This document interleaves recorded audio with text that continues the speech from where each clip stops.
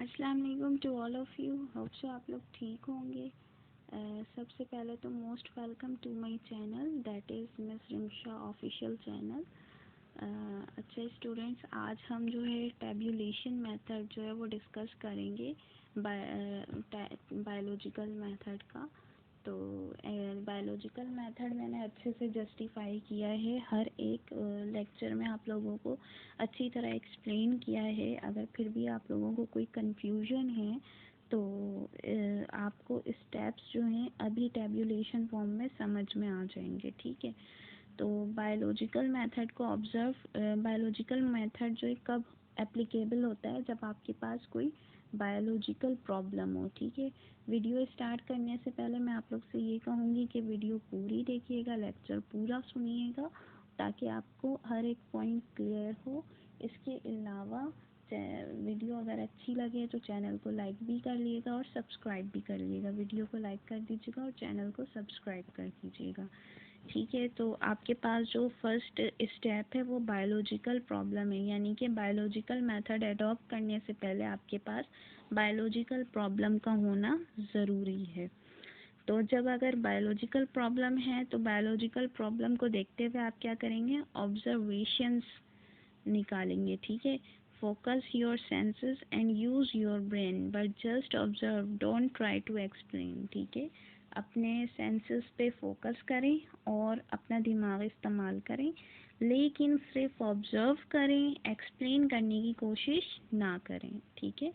Observation के बाद जो है सेकेंड स्टेप आ जाता है वो हाइपोथेसिस का आ जाता है। Think of an answer that might make a sense. अब जो आपने ऑब्जर्वेशन सोचे हैं, ठीक है, आप उसका आंसर निकालने की कोशिश करें जिसका कोई सेंस बनता हो, ठीक है। तो वो क्या कहलाएगा, हाइपोथेसिस कहलाएगा। हाइपोथेसिस के बाद क्या करना होता है कि don't make conclusion but use if then and plan experiment. कोई कंक्लूजन नहीं निकालें, लेकिन ऐसा सोचें कि अगर ऐसा होगा तो ऐसा होगा, अगर ये चीज़ होती तो फिर ये हो जाता, अगर ये चीज़ होगी तो फिर यूँ हो जाएगा, ठीक है। तो आपने इफ़ देन सेंसेस बनाने हैं, इफ़ देन मेथड को यूज़ करना है और फिर क्या करना है, एक्सपेरिमेंट को प्लान करना है। इस तरह के प्रोसीजर से अगर आप गुजरेंगे तो ये चीज़ कहलाएगी डिडक्शंस, ठीक है। अब डिडक्शंस में आपके पास दो तरह के डिडक्शंस के बाद जो है, जब आप डिटेक्शन में एक्सपेरिमेंट को प्लान कर रहे होते हैं तो उसमें आपके पास दो तरह के ग्रुप होते हैं। ऐसे एक्सपेरिमेंट में एक ग्रुप कहलाता है एक्सपेरिमेंटल ग्रुप, यानी कि उस ग्रुप जिस पर एक्सपेरिमेंट हो रहे होते हैं, और दूसरा ग्रुप कहलाता है कंट्रोल ग्रुप, ठीक है। एक्सपेरिमेंट के बाद फिर क्या आ जाता है, एक्सपेरिमेंट के बाद दो अलग चीज़ आ जाती है। एक आ जाता है डेटा एनालिसिस और दूसरी आ जाती है डेटा ऑर्गेनाइजेशन, ठीक है। डेटा एनालिसिस और डेटा ऑर्गेनाइजेशन को क्या कहते हैं, देखते हुए आप क्या करते हैं, रिज़ल्ट को समराइज़ करते हैं। अब जब रिज़ल्ट समराइज़ होगा तो या तो वो प्रूव हो जाएगा या तो वो प्रूव नहीं होगा। अगर वो प्रूव नहीं होगा तो दोबारा से ये जो एरो आप देख रहे हैं ना कि नीचे से ऊपर आ रहा है स्काई ब्लू कलर में, दोबारा से आपका काम है ऑब्जर्व करना और फिर अगेन हाइपोथेसिस निकालना। अगर रिज़ल्ट जो है वो प्रूव नहीं हो रहा है, और अगर रिज़ल्ट प्रूव हो जाता है तो फिर आप क्या करेंगे, रिज़ल्ट को रिपोर्ट करेंगे। रिज़ल्ट को रिपोर्ट करने के बाद आप उसको डिस्कस करेंगे, कहाँ पर, सेमिनार्स में, लेक्चर्स में, कॉलेज यूनिवर्सिटी के, ठीक है।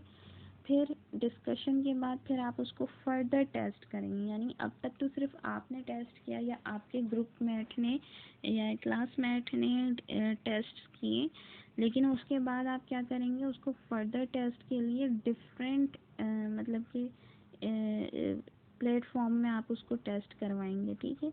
जब वो डिफरेंट प्लेटफॉर्म में और डिफरेंट कंट्री में वो टेस्ट होगा तो फिर वो थ्योरी कहलाएगी, और फिर फर्दर टेस्टिंग के बाद वो लॉ और प्रिंसिपल में कन्वर्ट हो जाएगा, ठीक है। तो होप सो यहाँ पर बायोलॉजिकल मेथड आप लोगों को बिल्कुल क्लियर हो चुका होगा, क्योंकि क्या कहते हैं, टैब्यूलेशन फॉर्म में किसी भी चीज़ को समझना बहुत इजी होता है, ठीक है।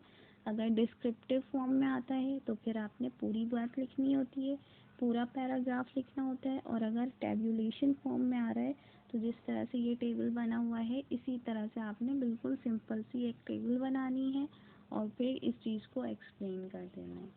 ठीक है, तो होप सो आप लोगों को वीडियो समझ में आई होगी, लेक्चर समझ में आया होगा।